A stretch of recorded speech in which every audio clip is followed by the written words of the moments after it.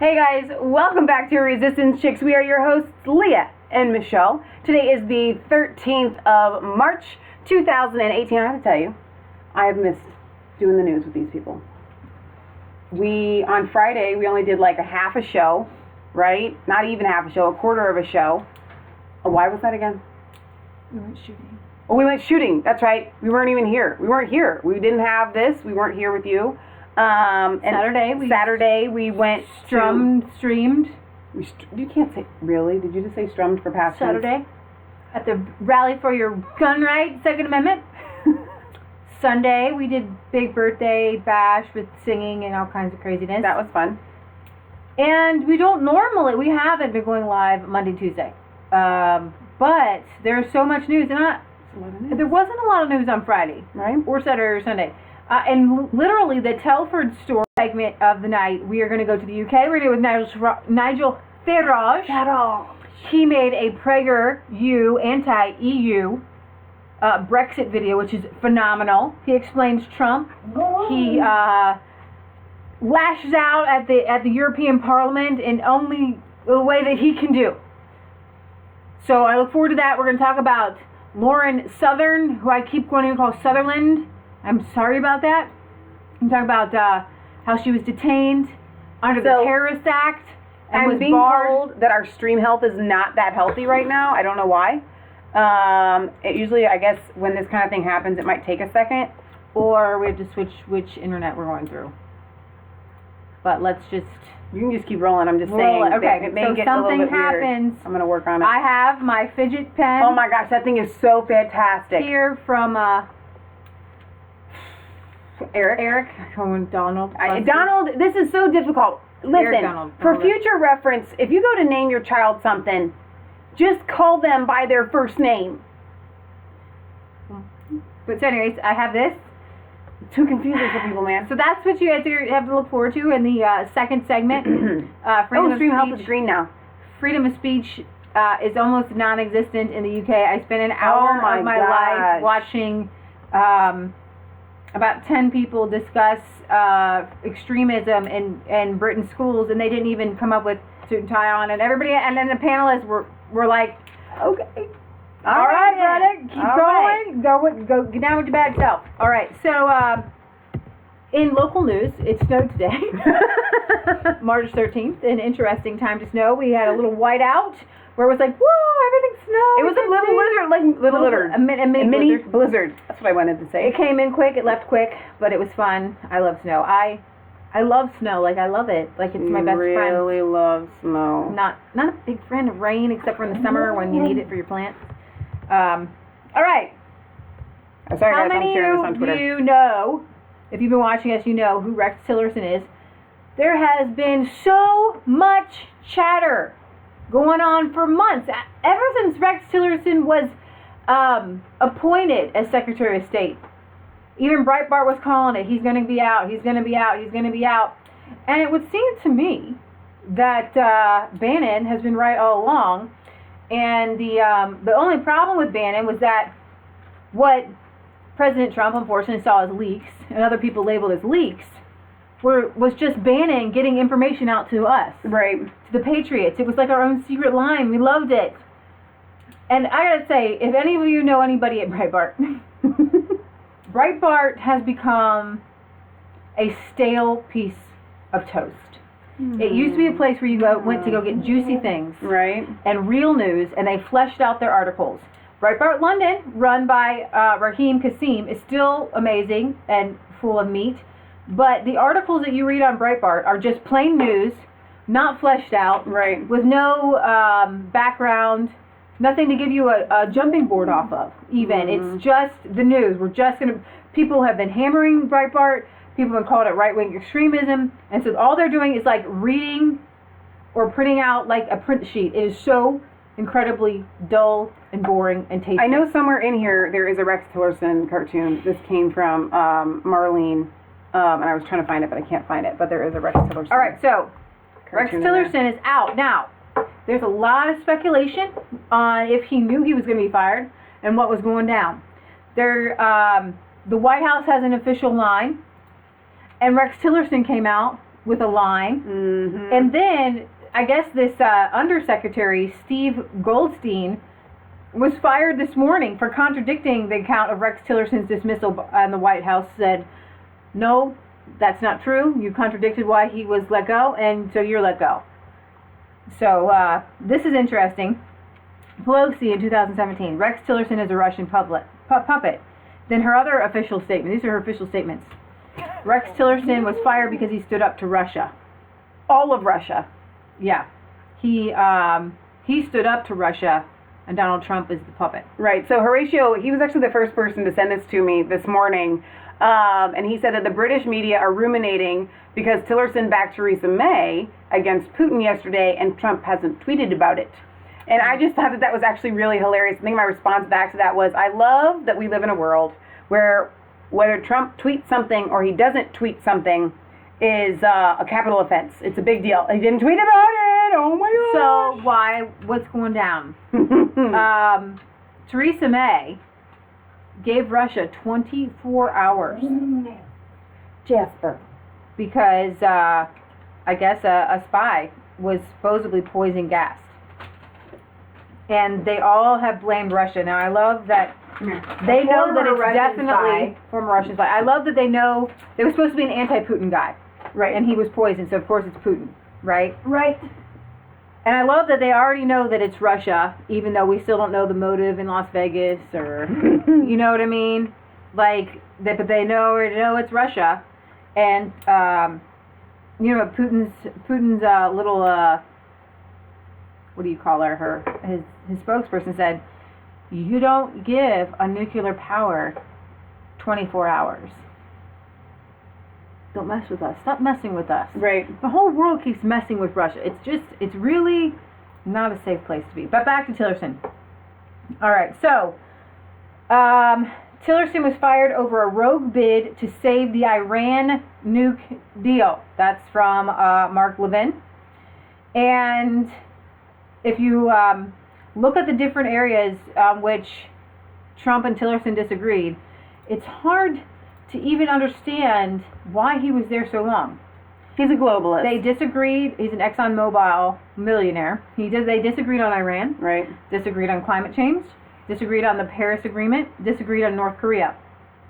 And so, you know, it's kind of like a no-brainer now. They've been talking about this for weeks, by the way. Who is his replacement? Mike Pompeo. Mike Pompeo. So He's the current head of the CIA. Who was put there by Donald Trump in 2017. He also was a 3-time House member from Kansas. He is a Christian who sees Islam for what it is. And I do not agree with him on all of his stances. He believes that Edward Snowden is a traitor and should be hung. I don't believe that. No way. I believe that our government and our CIA specifically has killed many people. And Snowden was a patriot getting this information out there. However, in the world we live in, sometimes things aren't white and black, and sometimes you're going to agree with people on certain things, and sometimes you're not. Right. And in those cases, it's best to look at the heart of a person. Mm-hmm. Are they truly evil, or are they misinformed? Ted Cruz supports GMOs. I believe he's a great person. He's misinformed. I would like to talk to him about those things and to dissuade him from Monsanto-loving Cruz. There are some things I'd like to dissuade Pompeo about. We're going to talk about the wall here in a little bit. Tillerson said the ex-spy's poisoning was clearly claimed from Russia. Secretary of State Tillerson said Monday that the poisoning of an ex-Russian spy in Britain clearly came from Russia and certainly will trigger a response. Tillerson said in a statement that he doesn't know if the Kremlin was aware of the poisoning, but that the nerve agent used in the attack could not have come from any other country. He called the attack a really egregious act and said it was the most almost beyond comprehension, and that officials of any government would use the poison in a public location. Here's the thing. Our CIA goes and funds terrorists, and I never understand what's the difference between putting a bullet in somebody's head and poison gas. They're all like, oh, these children, they were poisoned with sarin gas, right? Horrible thing. But why is that different than putting bullets in children? Yeah.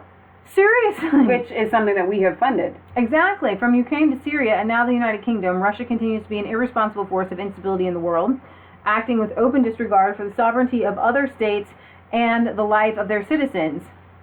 I honestly think that about the United States.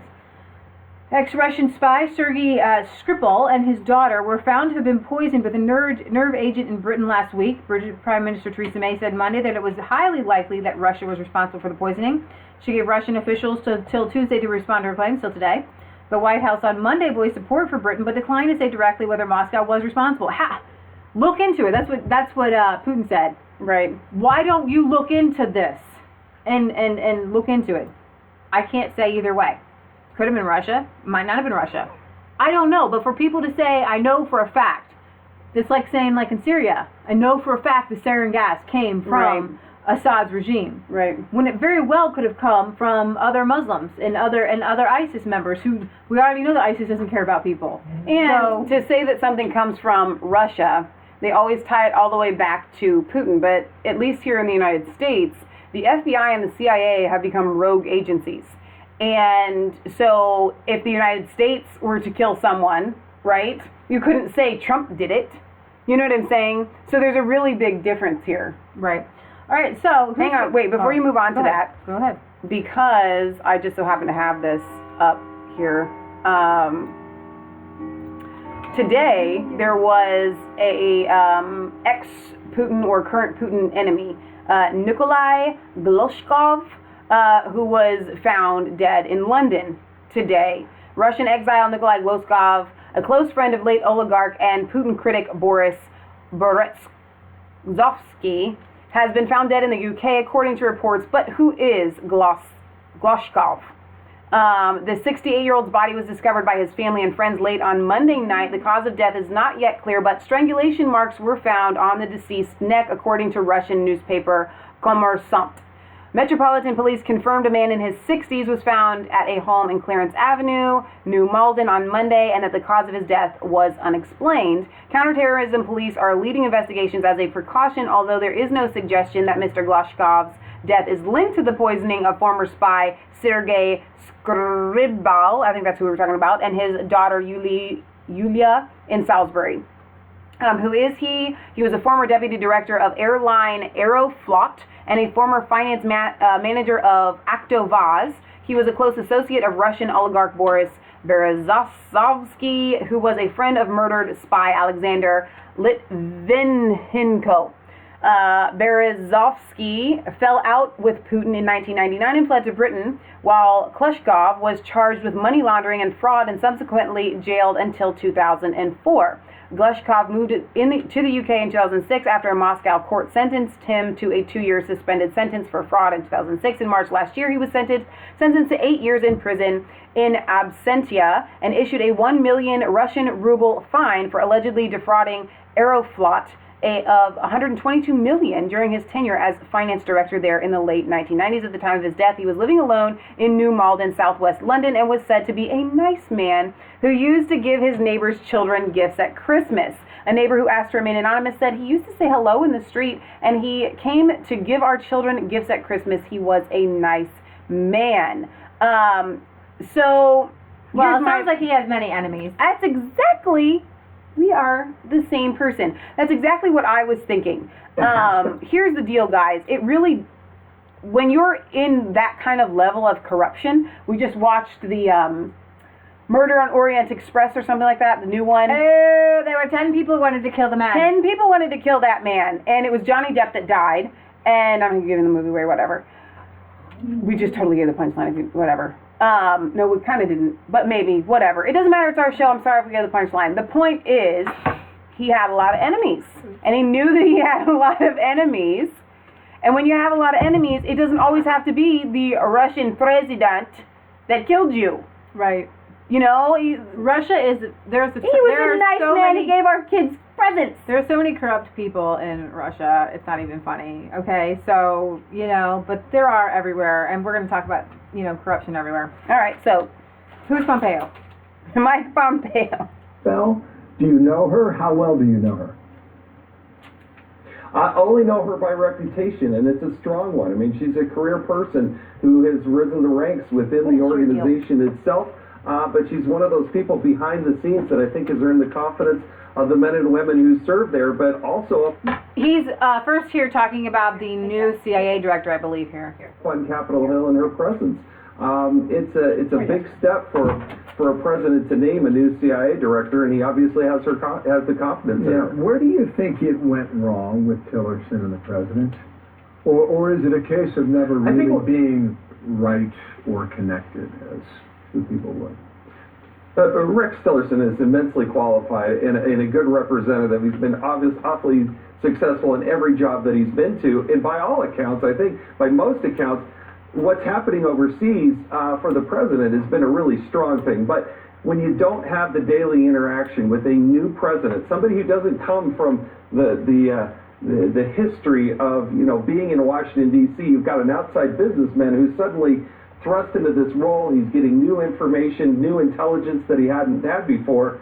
When you have a Secretary of State whose job it is to be essentially on the road communicating with countries across the globe, that relationship really isn't solidified like, say, a Mike Pompeo with Donald Trump. So I guess Mike Pompeo gave Trump like daily CIA briefings, which is actually not really normal. And Donald Trump said that he gets along better with Mike Pompeo. Well, I do think it is really important that there is a communication between the CIA and the White House. And if that's something that hasn't historically happened, I can see why Trump would feel that he has a trust there. And it was really smart, I think, of Pompeo to be including Donald Trump in the ins and outs of what's going on. Because here's the thing, guys. We've got Theresa May giving Russia, all of Russia, 24 hours. Right. We have Kim Jong-un with his, hand on a nuclear button. I know he's denuclearized, right? But my point is, there are so many fragile things that we have going on right now. And the CIA is in all of that. I mean, it has its tentacles in everything. And so it makes sense for there to be communication with the president and the CIA. And instead, what we see with the FBI is this kind of cloak and dagger kind of thing where everything is a mystery and we're, well, we're just, what was it after what was it where the FBI said, you've betrayed our trust, and now we're just not going to tell you things anymore. Right. What was that after? I can't remember. But, I mean, they were acting like children. Whereas I like that Pompeo is... FISA memo release. Thank you. After, I like that Pompeo is like, I'm going to communicate with the president, let him know what's going on. So the best thing you can do to find out about a person is to read what the other side says about them. True. And then that's the easiest thing for me. So I know the Huffington Post doesn't like him. I'm going to read you a few snippets here from the New Yorker. President Trump and his next Secretary of State, Mike Pompeo, are, for now, two peas in a policy pod. The outgoing Secretary of State, Rex Tillerson, who learned that he had been fired only after Trump announced his departure in a tweet. Now, they say that, but I don't think it's true. Right. I really don't think that Trump is like that. It can't be because Breitbart, Zero Hedge, and everybody was talking. Rex Tillerson's on his way out. Even Julian Assange tweeted out. Part of your I know, I did. Julian Assange tweeted out that Trump falsely tweeted out Rex Tillerson wasn't on his way out when everybody was saying he's on his way out. Right. So there you have that. Pompeo is not Tillerson, but he could be someday if the president keeps undercutting his Secretary of State. A former ambassador, Richard Boucher, a career diplomat, said the president and Pompeo, who's director of the CIA, must go through confirmation hearings before taking his new post, and they've clearly become friends. Trump praised Pompeo and said, I respect his intellect. I respect the process that we've all gone through together. We have a very good relationship for whatever reason, chemistry. Whatever it is, why do people get along? I've always, right from the beginning, from day one, I've always got along with Mike Pompeo. I don't know. I told you, gave him pretty regular briefings. And so I don't know. This is one of those things where I'm going to wait and see, but I do know that Pompeo is hardline when it comes to Islamic extremism and the teachings of Islam. And he has worked extensively with Brigitte Gabriel with Act for America. And right there, those are two bells that ring and say, yeah, that's awesome. Right. That's fantastic. So one of these articles that comes up from 2013, which says GOP lawmaker, U.S. Muslim leaders complicit in terror attacks. So this is from 2013. Lets you know where Pompeo stood while he was a representative in the House. Yeah. He said the failure of Muslim leaders to repudiate acts of terrorism done in the name of Islam makes them potentially complicit. When the most devastating terror attacks in America in the last 20 years come overwhelmingly from people of a single faith and are performed in the name of that faith, a special obligation falls on those that are leaders of that faith. Instead of responding, silence has made these Islamic leaders across America potentially complicit in these acts, and more importantly still, in those that may well follow. And it does bear to repeat, when we see terror attacks, we do hear people saying, oh, it's awful, oh, I'm so sad, oh, the victims, but we don't see people coming out saying, stop. Right. Stop, going into mosques, saying, stop. We do not kill people in the name of Allah. Stop. And that's very true. That's see it different. In Brigitte Gabrielle, though. Right. You do see it there. Well, she's not Muslim. Right. Oh, who's the, is it My Stealthy Freedom? It's somebody, who's the other lady? Shoot, it's escaping me.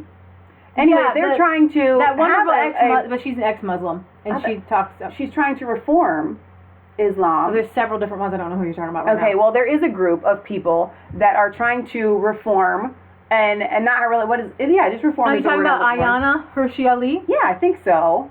And listen, I'm not down with the Muslim faith, but I am down with Muslims that are within that faith saying, you know what? Women are equal. We need to reform the way that Islam is. It does not fit with the 21st century. It is not modern. We do not kill people. We do not hang or throw homosexuals off of buildings. There is a reformation that she's trying to make happen. And here's the thing, guys. I don't think it's going to work. But I applaud the effort, is my point. So what you're saying is you don't see these Muslims coming out and saying, stop. If Christians were doing these things, millions of Christians would be out there going, you stop it. But instead, when we see these car crashes, or, they plow these trucks through, and you see the feeds go live, and you see all these smiley faces and all these thumbs up and all these loves going across the screen from all of these Muslim people that support what happened. That's what we see, and that is the difference. And we do see Christians and Jews throughout history have gone into the synagogues and cleaned out the synagogues and cleaned out the churches. Yeah. Jews do not stone people anymore. No. They do not have in Israel, there's no punishment for, stoning for adultery. Which is really interesting to also point out, because obviously as Christians, Jesus came to fulfill the law, don't stone, the woman caught in adultery and that sort of thing. Right. Okay, but there still are Jewish people. And the Jewish people are not stoning women in adultery. They are not throwing homosexuals off of buildings. They're not doing any of the things. Right. And why? Because they have had a reformation, because they realize that doesn't fit with the way that things should be in society. I'm going to give you the real reason why Jews don't do that stuff anymore. Jesus. Jesus came and he fulfilled. He just and whether did. the Jews know it or not, that temple thing was rent in two. The temple, the veil was rent in two. And they stopped doing sacrifices. I want these Jews to put two and two together. Y'all stopped doing sacrifices when Jesus was nailed to a cross and came down. You guys stopped doing sacrifices. Right. I mean, 70 AD, y'all were run out, right? Christians were blamed for fire, and Jews were persecuted and all that great stuff, right? Right.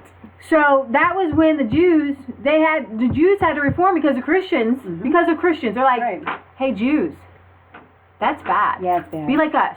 You don't have to believe in Jesus, but you need to be like us because we're better than you. Because we don't kill people. We don't stone people. Let's not say we're better. That's what they did. By grace. That's what they did, though, to get people to be like, stop doing that. Right. I'm not saying that was right.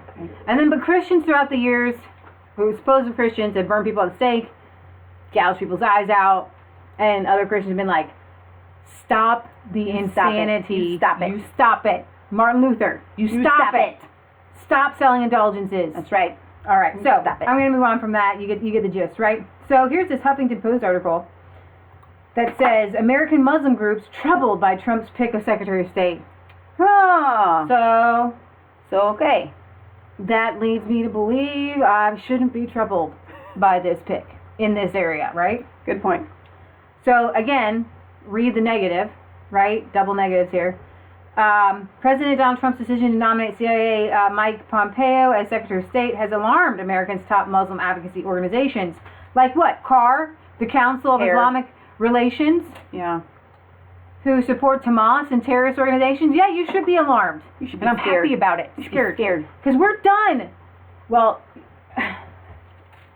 we don't want to be silenced. YouTube can silence you. Facebook can silence you. Twitter can silence you. Social media can silence you.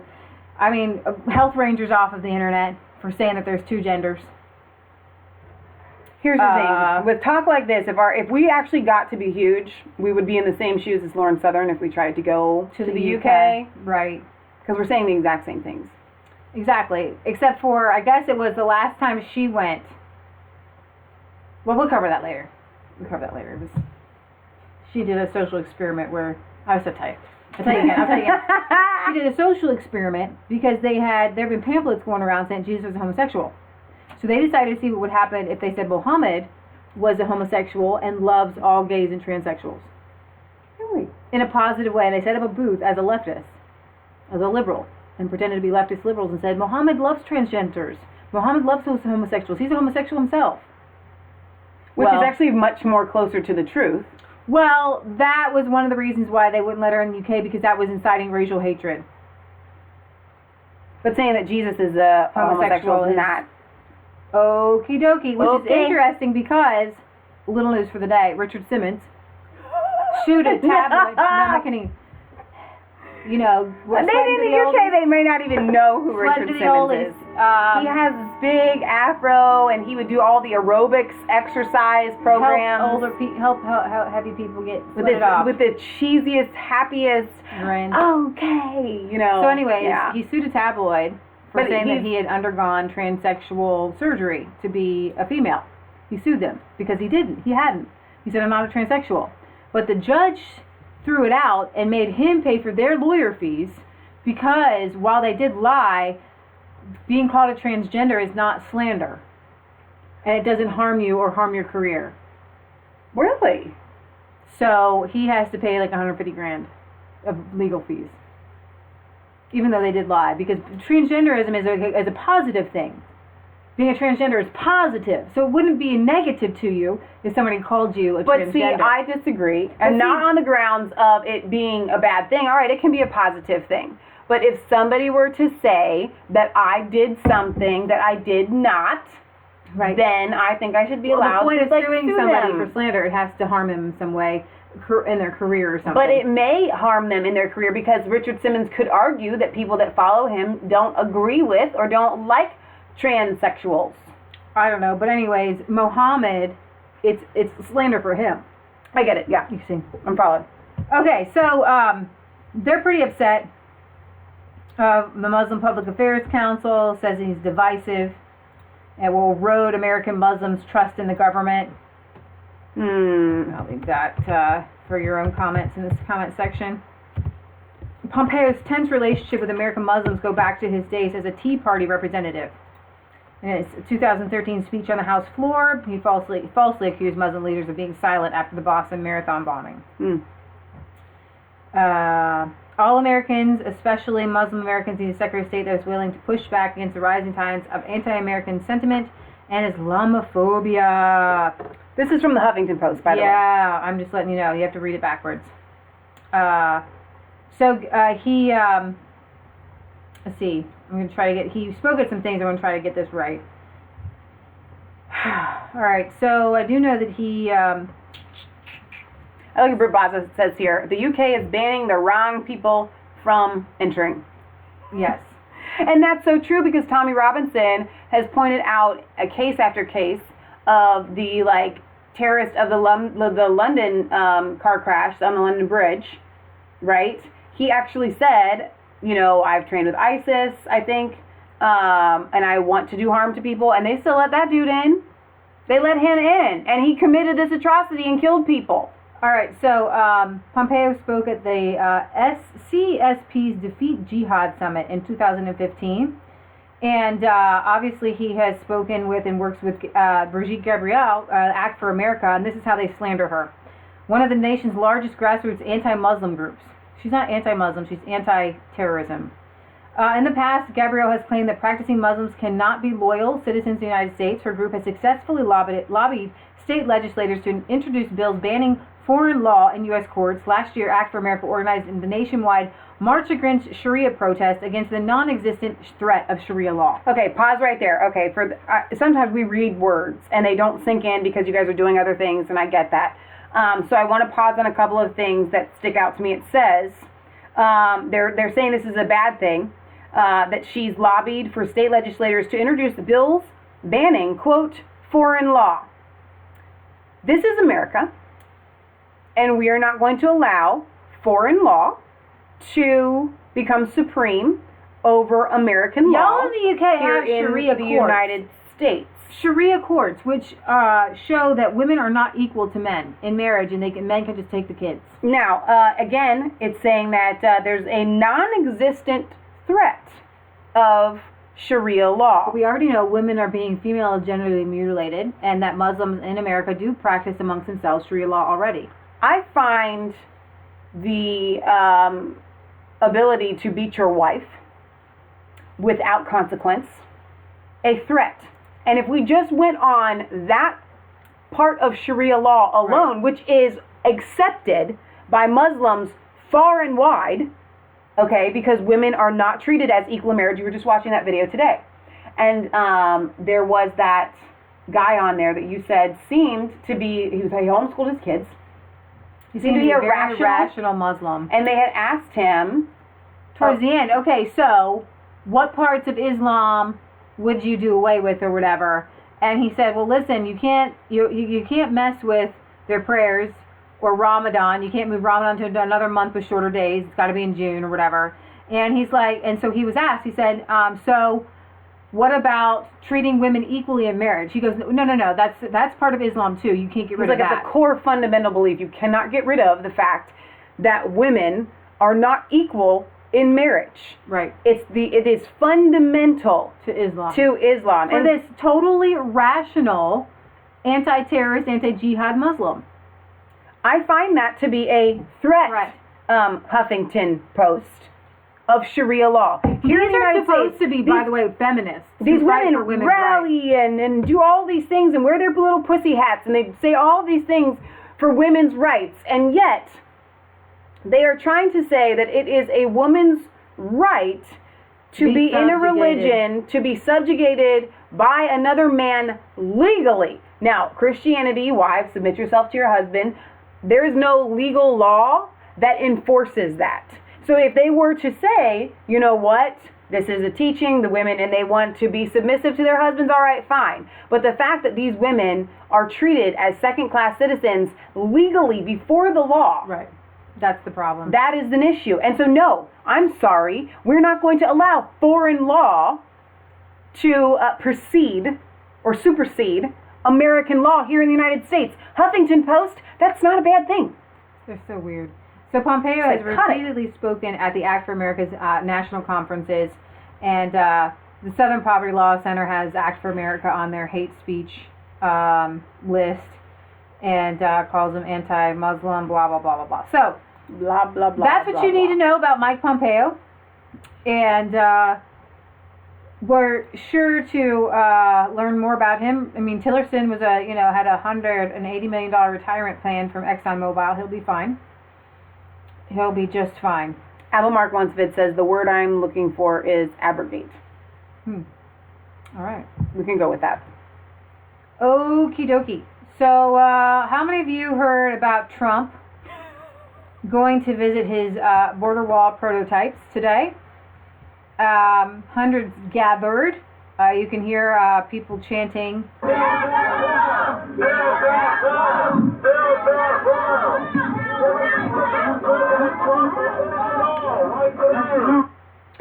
There were lots of people there in support of our great president. I want to tell you guys something here before Leah plays this video. Are you going to play the video of Trump being there? I am, but I want everybody to know that during a 1993 U.S.-Mexico border visit, the days when America could be the welfare system for Mexico is gone. This is Dianne Feinstein.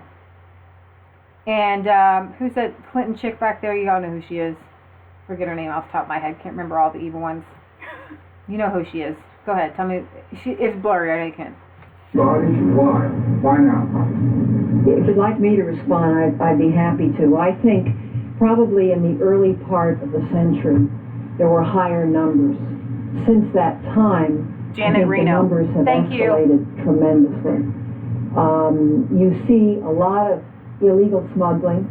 I'm told by the State Department that there are anywhere from 40 to 75 ships, either in the construction or on the high seas, bringing people illegally into this country. I think what you see, and you see it in Europe, you see it in Asia, and you're seeing it in this country, is a phenomenon of people who are moving, who are looking for opportunity. So it's worldwide. When you come to these two borders, you have to remember a couple of things. In Mexico, there is no welfare, there is no AFDC, there is no SSI, there is no Medicaid, there is no Social Security, there is no Medicare, and there's a 58-cent an hour minimum wage. Mexico does nothing to enforce its border. It is my view that if we are going to have a North American free trade agreement, that Mexico must do its share, because the day when America could be the welfare system for Mexico is gone. We simply can't afford it. And I think you've seen the figures, the state and local governments, of what the cost is. It's over $2 billion in California alone. More than that now. I have those figures if you want them in specific in my purse. And that's why the issue is now joined with 2 million illegal immigrants. It's a competition for space. Whether the space is a job, the space is a home, a place in a classroom, it becomes a competition for space. This is a country that's based on immigration, and we all know that. And yet, at times, you become so overtaxed, you have to concentrate on saying, the people who should be here are those who come legally at this time. And we've got to, for the time being, enforce our borders. Jasper keeps shaking the camera here. You know, let me go down. I would say that Trump actually gave that speech. Dianne Feinstein deserves a round of applause for the first time and only time in her entire life for that speech. That was so very well said. I moved to tears. I have goosebumps. I mean, that was really, really powerful. I'm so glad that you said those things. Jasper, can you move her? It's just going to go down. Jasper. She's sitting down there chewing on a tooth chew, so she's just going to stay there for a while doing that. But seriously, that was really, really well said. And here's the thing I want you guys to know. Whether these people are on the left or whether they're on the right, these career politicians are just master debate team people. They find what side that they are on, what the issue is, and then they have no convictions whatsoever. They don't have a brain to think for themselves. They're just a computer repeating out the things that someone else puts in to them. So that was really well said. But before Leah plays this video, and I'm hoping this is the same one we watched earlier. I've got 3-4 clips here. I have a little something to tell you. Now, for those of you that never saw my, I don't know, I think it's called Righteous Rant, that I did when Trump was running. And I was just furious that this man had the audacity, as evil as he was. And I will say that he was a money-hungry, I felt like a very evil person. I think that he has changed immensely in office. So in the beginning, we were very much against Donald Trump running. And as we watched his heart change and we listened to the people. We watched him listening to the people. And we watched him change. I was like, this is awesome. This dude is listening to the people. And so I want that to give you guys a little bit of a feel for who we are. We don't just stick to one thing. We give people, we judge them by their fruit. And Donald Trump has put forth a lot of good fruit. But it's no secret that we weren't for him in the beginning. That being said, when I watched this video, and I've watched a lot of Trump videos that make me go, wow, I mean, this is amazing, it's really great. There was something that welled up with it inside of me. And the only thing I can call it is pride. It's the first time that I listened to him, and he didn't say anything extravagant. He didn't say anything out of the ordinary of what Trump says. But I was proud of our president in this moment talking about defending our country. And as you guys well know, we're not really for the wall. I think that ICE has been given the tools and their hands have been untied. And if these countries, that's what they're trying to be. If these states would stop doing their sanctuary city and let ICE do what they need to do, ICE could probably take care of this problem. Absolutely, 100%. We wouldn't even need a wall. If you just made it illegal to be here illegally, you wouldn't need a wall, because then you could, like, seriously, it just makes sense to be able to, okay, you try to use a false document, you get deported. You try to find employment somewhere, you get deported. Right. You immediately get deported. Very you have simple. to turn people in who commit a crime of, let's say, you know somebody stole. Right. You go tell somebody, if somebody's here illegally, or even if you think they're here illegally, yes, it might seem like racial profiling, but, okay, can I see your papers? Are you here illegally? That's fine. Right? So I have to tell you guys, I'm proud of Trump as our president at this moment. Right. President Trump in San Diego just a few moments ago. So we're looking at the wall and the wall systems, and we have a lot of them. And this gentleman is a real expert. You've been doing this how long? 25 years, sir. And you were here before they had a wall. Correct. I started here in 1992. And what was it like until you built the wall? And the wall, by the way, is that wall up there, which is just sheet metal, but still at least it works a little bit. How was it before you built the wall? So there was effectively no border in San Diego. It was a chaotic situation. This fence behind me, it was made out of scrap metal that the military wasn't using, that we set in place to really just delineate the border once again. You needed something. And it changed our environment. We went from, we decreased the illegal cross-border traffic by 95% with that fence and the roads and the lights and the technology. So that's 95% with a scrap metal wall that they just put together with excess material, and it worked 95%. And that wall they can get over very easily. These walls they can't. But you know, for the people that say no wall, if you didn't have walls over here, you wouldn't even have a country. You wouldn't even have a country. And by the way, the state of California is begging us to build walls in certain areas. They don't tell you that. And we said, no, we won't do it until we build the whole wall. But there are certain areas, as you know, where they're really wanting us to build a wall. And because the people are complaining, people are pouring in. So, you know, they don't talk about that. Well, I do have a preference. The problem is you have to have see-through.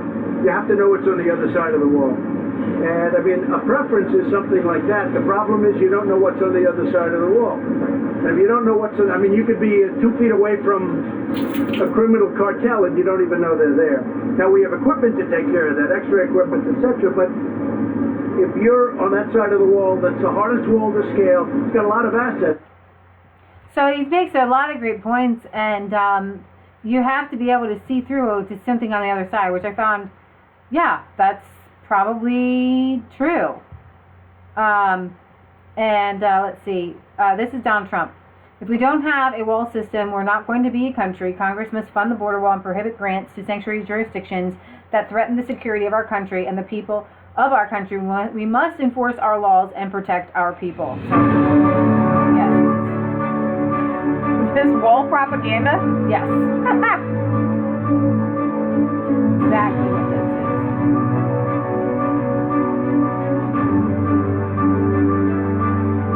Worth a Look says, even many in Australia want immigration lowered now, but basically have been told no because they want the economy to keep growing, and so will keep them coming in. York says, so what says, I support that electric fence idea. Zappo. Yeah, I definitely, somebody must have put that in the chat because Scotty says the same thing. Make it a synthetic wall with an electric fence. Just have a pure fence. Now that's a fence, a very sturdy fence. I could be down with that. I noticed, the first thing I noticed, look how many holes are in that fence. Now they fix the holes, but it doesn't look very good. They just patch it with more fence.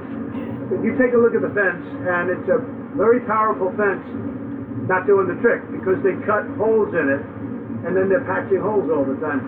I'm just looking, you have hundreds of holes cut in and patched. So the fence is not strong enough. It's not the right idea. But for those people, if you don't have a wall system, we're not going to have a country. There's a lot of problems in Mexico. They have a lot of problems over there. And they have the cartels. And the cartels, we're fighting the cartels. And we're fighting them hard. Nobody ever fought them like we fought them. We fight them hard. But the fact is, if you don't have a wall system, it would be bedlam, I imagine. It's very hard to control with just personnel, sir. It's a combination of all these things. So we're looking at the walls where you have really some see-through capability. If you don't have some see-through, it's a problem. I love that he keeps calling see-through. Yeah, it doesn't have to be see-through the whole way up. Like at eye level, you can see all the way through. I would say, but I don't know. That's beyond what I need to be thinking Building about. on the other side and then solid concrete on top, or steel and concrete on top. The round piece that you see up here, or you see more clearly back there, the larger it is, the better it is, because it's very hard to get over the top. It's really deterrent from getting over the top. Who would think? Who would think? But getting over the top is easy. These are like professional mountain climbers. They're incredible climbers. They can't climb some of these walls. Some of them they can. Those are the walls we're not using. He's so funny. We've determined that you guys have done a fantastic job. They're like professional mountain. I love, Worth a Look again says, I love the way Trump describes things like, look at that fence, look at it. It's a powerful fence, big fence. It is so great. Okay, and one more thing about Tillerson. Tillerson didn't want to name Jerusalem Israel's capital, wanted to stay in the Paris Climate Agreement, and often undermined the president. And publicly and insulted him privately. Right, yeah, so he needed to go. I wanted to show you this. This was on his way to the wall. I thought this was hilarious, so look at his face. It's just stuck in motion. A lot of times our faces get frozen in the weirdest, yeah.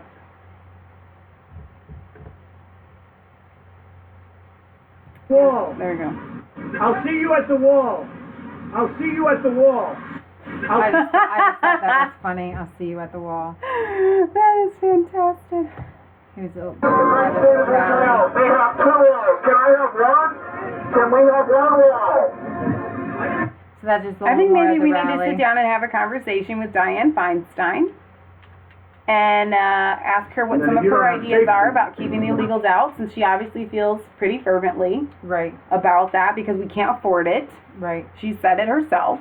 I don't know if I play this clip or not, so I'm going to play it again. Criticism from Governor Brown that some of this money might be better spent elsewhere. Well, I think Governor Brown's done a very poor job running California. They have the highest taxes in the United States. The place is totally out of control. You have sanctuary cities where you have criminals living in the sanctuary cities. And then the mayor of Oakland goes out and notifies when ICE is going in to pick them up. And many of them were criminals with criminal records and very dangerous people, and you would say dangerous people. And, I think the governor's doing a terrible job running the state of California. Hey, I have property in California, I will say. I don't think too much about my property anymore, but I have great property in California. The taxes are way, way out of whack. And people are going to start to move pretty soon. And if you don't have they already are. Meaning if you don't have this kind of wall, the drugs are pouring through in California. Can't do it. So the governor of California, nice guy, I think he's a nice guy, I knew him a long time ago, has not done the job. And the taxes are double and triple what they should be. And everybody that lives in California, they know it.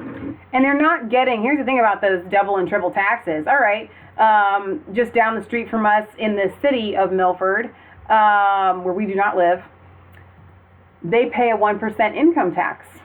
It's very interesting. But they get things in return for that we do not. And that is what Trump is saying. Listen, if you're going to be paying double or triple the amount of taxes, at the very least, you should be getting in return. And they're literally not. People are just squandering this money. I have one more clip here from Matt Gaetz. We like Matt Gaetz, awesome representative on Mike Pompeo. I want to just kind of give you another feel for who he might be. Congressman Gaetz, your sense of Rex Tillerson, how he did there, what the message was, how difficult as well this may have even been for him. Sure, and he reminded us a little bit what the world was like when he was first nominated by the president to serve as Secretary of State. ISIS was on the march, now they're on the run. China wasn't doing anything to help with North Korea, now they're part of our maximum pressure campaign, and North Korea went from not having a willingness to have any discussion about denuclearization to at least leaning forward into some engagement in the world. And so I think it's quite a deal of accomplishment for just a little over a year, and I'm really excited about where Mike Pompeo can take the baton and continue to advance the America First agenda. But Rex Tillerson, the consummate businessman, still wanting to make sure we have a smooth transition and an effective and efficient use of the State Department to accomplish America's objectives. So there you have it. Make up your own mind. See what you think, and we'll see how it goes. Now, weekend at Bernie's. Weekend in India. Weekend in India. Hillary was hit by a wave of karma. Hang on. I did pull this up for the people. Well, I think it would be... I just want them to see this right here. Okay. This is, for those of you maybe foreign, I don't know, have no idea what movie we're talking about when we say Weekend at Bernie's. We have these two incredibly ridiculous actors from the 80s. This guy brings them to his house and they're gonna live it up this, big weekend. And the dude dies. And so they have to keep him alive, so they kind of walk around with him everywhere as a dead guy, dead body. It makes no sense because his body would start to smell. So it's completely ridiculous. It's probably not a kosher movie. It's been a really long time since I've seen it. I'm guessing there's going to be a lot of perversion and bad jokes. This is not a recommendation for this movie. I'm sure there's going to be people in the chat saying, oh, I love that movie. I don't know what's wrong with you girls. Well, we grew up as prudes, and I'm telling you, it's probably not a good movie, even though we have seen it when we were younger. But it's hilarious, okay? This is Hillary Clinton. They have propped her up, and they are holding her around everywhere. And there's one scene in the movie where they dance with him, and it's just hilarious. So there you go. I wanted you guys to get that visual. This potato sack she's wearing is just absolutely repulsive. She goes to India and decides that she's going to, I don't know, just be herself. That's good. Rip the deplorables. I told my mom I wanted to get a Wicked Witch hat on and do my Hillary Clinton impression and just say, I won the outskirts of America, the blue states. I didn't win the inside of America where all the dumb people are. I won the outsides where the thinkers are and the smart people are and the good people are. Donald Trump's campaign, Make America Great Again, it's looking backwards to a day of slavery. They want slaves again. Backwards where Indian people couldn't get jobs. And I won the votes from the only people that count and matter. And I should be your president. Why aren't I 50 points ahead, you might ask? That's some volume you got there, man. The United States. I'm There's scared. all that red in the middle where Trump won. I win the coast, I win, Illinois and Minnesota, places like that. But what the map doesn't show you is that I won the places that represent 2/3 of America's gross domestic product. So I won the places that are optimistic, diverse, dynamic, moving forward, and his whole Give me another adjective, baby. Make America Great Again was looking backwards. You didn't like black people getting rights, you don't like women, getting jobs, you don't want to, see that Indian American succeeding more than you are. Whatever your problem is, I'm going to solve it. Whatever your problem is, you're in a red state. Y'all have the problems. We don't care. Here's the thing. Hillary, people didn't vote for you because you said this. We don't care about the people in the red states. And you're just saying people in the red states are awful, horrible people. I love what Erin says here. She's a good friend of ours. We've known her for, 20 years now. What the map doesn't show you is I am a sore loser that won't let a dead dog die. So it's very true. A symptom, but it was also a cause, because having someone run for president who voices those ideas, who rejects so much of the American story and our values, was also the underlying. Stop it right there. The American story. I think that you're the one that has rejected the American story. What you're trying to do is, what you're saying is, they have rejected your what happened story, which is not really the American story, and pretty much everyone has rejected that story of yours. That was really embarrassing. I had not seen that. This would be a fun thing to watch. I could literally just sit here and pop some popcorn and watch the whole thing. But I don't want your children to have nightmares. Yeah. So let me just read a few things that she says. Oh my gosh. There's no doubt in my mind that Putin wanted me to lose and wanted Trump to win. You know what? There's no doubt in my mind that Putin wanted you to lose and wanted Trump to win too. So we can agree on that. Clinton says polls in key states did not serve her. I think polling is going to have to undergo some revisions on how they actually measure people. You know, how they reach people. You're so right about the polling because most of them are false and made up, and that's why they had you as winning. And so that does need to be revised. I have two beefs with President Obama. No non-incumbent Democrat has ever run successfully to succeed another two-termer. Since Vice President Martin Van Buren won in 1836, she writes in her book, What Happened? Do you want to know why? Because after 2 terms of Democrats, everyone in the whole country is just tired. I believe, absent Comey, I might have picked up 1 or 2 points among white women. White women are really quite politically dependent on their views of their own security and their own position in society, what works and doesn't work for them. But I do believe that their husbands made them vote Republican. Oh, did you really just slam white women? You are one! So, anyways, let's move on to the best part of this whole shebang. Karma, baby, karma. Heather says, how in the world is it that woman's pants haven't caught on fire, liar, liar?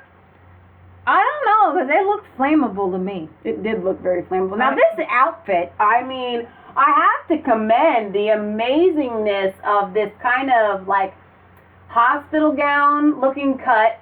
Oh, Huma's back, baby, by the way. There's Huma with her big mouth, and the nice hat there that she's wearing, very non-flattering.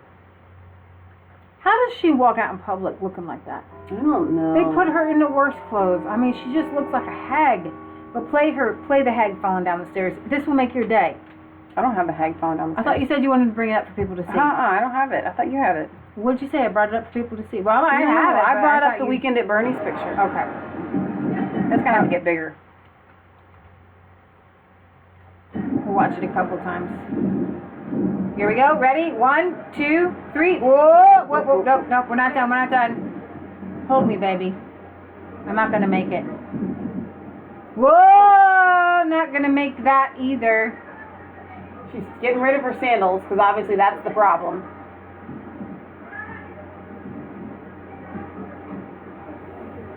And I know what's going through her mind right there.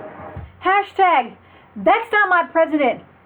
She can't make it down a set of stairs without 2 men on either side. She is not going to take a 3 a.m. phone call. I don't know when President Trump sleeps. He's up there, right? But this dude never stops. He's got the energy to be president. She has the energy of a sloth. Sharon says she did the splits twice. Well, all I was doing was watching her feet, really, because you know where the error is gonna happen here. Now, when I see her go to put her feet down on these steps that she's falling on, she's not really putting her weight on the foot. It's very strange. Well, she was being held. You could tell in the second part here. Your president can be injured and need help. But you don't go into office like that, okay? Wait a minute. Can you play again? No, Nate goes, those two could have let go and have been national heroes. And then Aaron, his wife, says, be nice, please. I know, I thought it was great. Oh, jeez. Look at how Huma reacts. I didn't even think about that. She doesn't even care. She doesn't even care. She's falling. She's not even watching her fall. Her hat is like, this is her hat, though. Like, by the time she gets down to the bottom of the steps, so that was there just to make your day. It's like she can't even see. It's like, I don't understand what was happening. Did you see that with the hat? Look at my hat. This is what her hat was like at the end of the video. I mean, she can't even see out of it. Oh now, my gosh. Prerequisite. See, here's the thing. She thought it was an escalator. Hillary Clinton is not disabled. You don't make fun of disabled people. She is a liar with her pants on fire. Like Heather said. Who has probably some major medical issues that she does not disclose to the people. Right. And if she is not mentally able and physically able to do the job, then you don't get the job. So. I hope we don't get banned for this, but I'm sorry. I'm going to read some of the comments. Heather says, why is she dressed like the checkered flag from the Daytona 500? And then someone else came back and I lost it, but says, please do not disgrace the NASCAR like that. The baby's blood keeps Hillary alive, says Eric. That's exactly what it is. Totally the baby blood. I'll just keep playing it until you're done reading comments. Hey, if Killer can't even walk down some stairs, how is it going to run the most powerful nation on earth? Says Britt Baza. All right, so now I'm gonna do these two stories. Actually, three. A student booted from Christianity class for arguing that there were only two genders. Now, this was really bothering me because a student, Lake Ingle, was suspended from a class on her name is Lake. Yes. Suspended from a class on Christianity after he argued that there were only two genders. He watched a TED Talk in class by a transgender ex-pastor, Paula Stone. Ingle raised his hand and claimed that biologists believe that there are only two genders. Wait a minute. I missed some of the comments on Facebook. Somebody just said I liked it when she fell. And Kate says, oh no, there is no neurological issues there. No. That's the issue, the neurological issues. So Ingle was immediately kicked out of class by the professor and asked not to return. Well, because you can't argue that there are only two genders. He said biologists say, if you open up a biology book today, true, they all say that there's two genders. Yep. They haven't been rewritten yet. They will be. So if you read a biology book in class, you're now a bigot. This is insanity. I told him to just try to, I'm not telling him, I'm in my mind, I'm telling this guy to transfer all of his credits to like Liberty University or something, because it looks like, he might not be able to graduate in May. Okay? In a shocking letter, Indiana University of Pennsylvania Provost Timothy Moreland says that on top of Ingle's suspension from the classroom, he will be required to apologize to the class. Ingle will then be forced to listen to his peers describe how his comments that biologists say there's only two genders made them feel. Lake will write an apology to the professor, which specifically addresses each of the disrespectful behaviors described above, demonstrating ability to take responsibility for inappropriate behavior, which has significantly damaged the learning environment of this course on Christianity, where we had an ex-pastor who was a transgender now, talking about Christianity in your Christian class. He will explain the importance of an atmosphere of safety for an educational environment, acknowledge how his class behavior has significantly damaged this classroom atmosphere, and explain how he will demonstrate respect for the professor, the course material, and all fellow students at each remaining class session.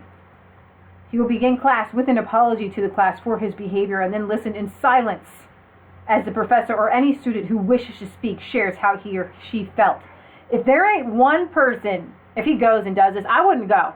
I'm like, my degree is not worth this no way, not a chance. Of humiliation. No way. My college credits are transferable. There are hundreds of colleges in this country, tons of Christian colleges. I bet if he transferred to MIT, they would say, yep, two genders. Come on, buddy. Come on.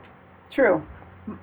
And he says, my professor is violating my First Amendment rights because of the fact that my views and ideology is different. No. Because you believe in science and they don't. It's like these climate change people. Do you know that if you tell the climate change people, you know what, there might be other reasons why the climate is changing, historical reasons and things like that. They call you a climate change denier. Well, guess what? You're a two-gender denier. Everybody knows there are two genders and you just denying it. They ridicule creationists right and left. I just heard a person today ridiculing creationists. because they say we deny science. Except for we have way more science than y'all have on your more than two genders thing. There is science to back up what we believe. Tons of it. True. All right. Now, here's a sad story I don't really want your kids to see. Oh my gosh, are we going to talk about this? Turtle. We're going to talk. Local animal activist Jill Parrish is the one who contacted police after a teacher contacted her last week about an incident involving Preston Middle School science teacher Robert Crossland. I'm not going to allow this to be swept under the rug because I know exactly how it works in small towns. According to Jill, it was after hours on Wednesday when Mr. Crossland fed a live puppy who was reportedly sick to one of his reptiles. He has a snake and a snapping turtle. Apparently, teachers could hear the puppy screaming from across campus, and it all happened in front of students. Allowing children to watch an innocent baby puppy scream because it is being fed to an animal, that is violence. That is not okay. I can tell you we've got numerous calls, Franklin County Sheriff David Fryer says the department is looking into it. We're investigating the facts and turn over to the prosecutor, and he's the one that will determine if the law has been broken. And the Preston School District Superintendent sent out a statement saying they're aware of a regrettable circumstance involving some of the biological specimens at Preston Junior High.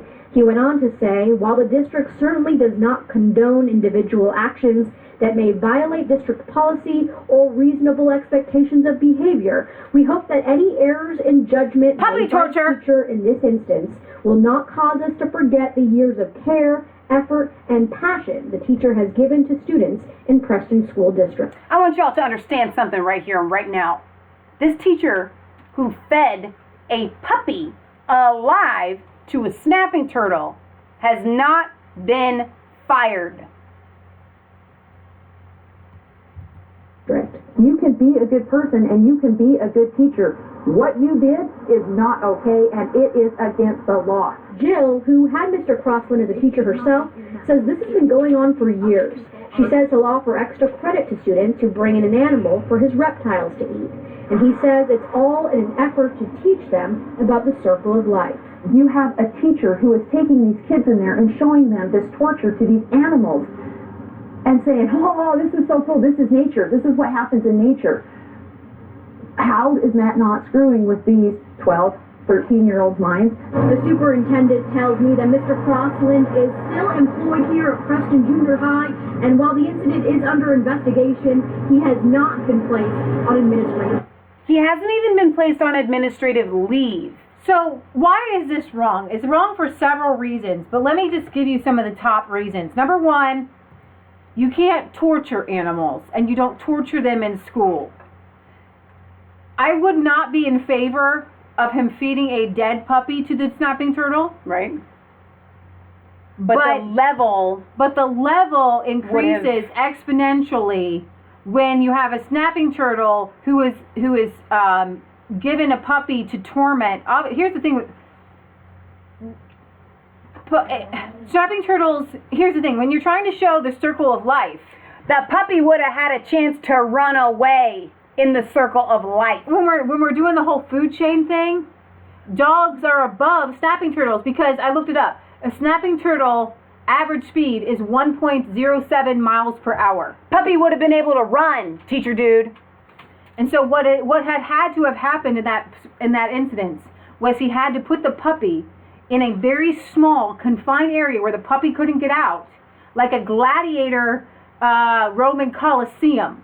If he wanted to show the cycle of life, he puts the puppy in a room with a snapping turtle, and the puppy will always run away and stay away from a snapping turtle. I think there is an excellent idea here, and that would be to show the circle of life of what happens when a man gets locked in a cage with a lion. That's the circle of life, dude.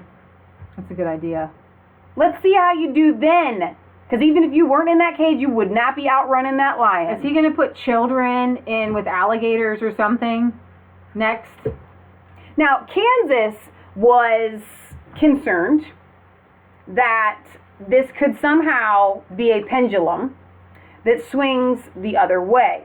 That then you have people coming out and saying, well, you can't slaughter your own animals. you can't eat meat at all anymore. And I said to him, and he agreed with me, but he was just voicing this opinion. I said no, because we all have sound minds to understand that there is a line that is crossed when, especially in our society, where kids view puppies and dogs as companions. They are not the same. We do not eat puppies. We do not eat dogs. Okay? This is just something that does not happen. A lot of these kids have dogs of their own. They are family members. And so to watch a puppy be tortured, to watch even a dog be tortured, but the dog would have just hurt the snapping turtle, like a real dog, like a bigger dog. Imagine any other circumstance where a puppy is tortured. Right. It removed the snapping turtle. It has to really mess with these kids' heads. Just thinking about it, and I am a full-grown adult that can butcher pigs and butcher chickens, and it churns my stomach and makes me I'm just thinking about what happened to this there poor are laws puppy. In butchering, you have to stun animals before you butcher them. Or else it's torture. This was torture. Like Leah said a little bit ago, you said, if he had killed the puppy first, it still would have been gross and it still would have been weird. Why are you euthanizing this puppy, even if he's sick? Right. Okay. If he can be treated, we have an obligation to treat animals. Right. Of sicknesses. And everybody knows that puppies are adoptable. It's not even like, I mean, it's not like it was some sick old dead dog, which in some sort of case, I'm trying to give this guy the benefit of the doubt, but you can't. You kill the older dog, fine, but you don't feed dogs to turtles. You just don't. You don't feed dogs to humans. You don't feed dogs to anybody. In the circle of life, the dogs aren't there, okay? Unless you're in some sort of wild prairie, you know. Yeah. So our Amish, they have such a bond with the horses that the horse people come and they'll buy their horses for horse meat for sale in Canada and like Mexico. And they say those horses have done them a service. They do them honor and they bury them. So there is the fact that, animals do us a service. And each animal has a purpose. And the thing about dogs is they are bred to be our companions. They're not bred for meat. They're bred to be human companions. And in breeding that, we've bred the best in dogs. These aren't wolves. We bred them to be human companions to trust us. Right. And when you betray that trust, it betrays you as a human being. Yeah. To do that to an animal who trusts you. Yeah. It's like, it betrays your humanity. It's almost, to me, it's akin to cannibalism to torture an animal like that. Yeah. You just don't do it. Yeah. Heather says, isn't this what serial killers do? Yeah, they do. And as long as we're talking about sad puppy stories, I was so mad. I mean, when you told I would say to boycott United Airlines. Not only did they cut ties with the USA or the NRA and the USA, but that way. a little bulldog, a French bulldog, this one right here, 10 months old, was traveling on an airplane. Kate says that teacher needs to go to jail. She says, let the turtle catch its own puppy in the natural world. It's not going to. So here's this little French bulldog. And you can take certain size dogs on a plane. They have to be under a certain weight and in a certain carrier. And that's the dog? Yeah. The official ruling is that you put them in a soft-sided case or a hard-sided case, and you put them holes with holes they can breathe out of. And you keep your eye on that puppy. You put him underneath the seat in front of you. Well, a flight attendant told this family to put the dog in the bin, and they got an overhead compartment. They got an argument about it, and she said, no, you have to put the dog in the bin. Well, they heard the dog barking for a good portion of the flight, and then they didn't hear him barking anymore. And this is so sad that I hate to bring this to you, but just boycott United after this. You have to. The dog died. And United came out with a statement and said, this is not our policy. We take full responsibility. We are going to work with this family to try to make it right. But still, United... You can't make it right. Right. There was actually a back and forth before the flight attendant convinced her to move the carrier to the above bin. And this woman says, the gentleman sitting next to me looked at one another to confirm what we had just seen, both of us acknowledging it was clearly a dog and feeling stunned that it was placed there. Another passenger said he was sitting behind the family during the exchange. They insisted that the puppy be locked up for 3 hours without any kind of airflow. They assured the safety of the family's pet. So wearily, the mother agreed.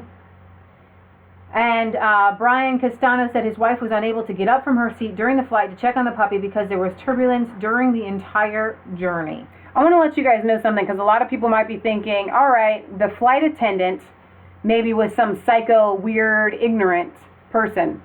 Flight attendants go through a pretty rigorous amount of training, and they have a lot of experience.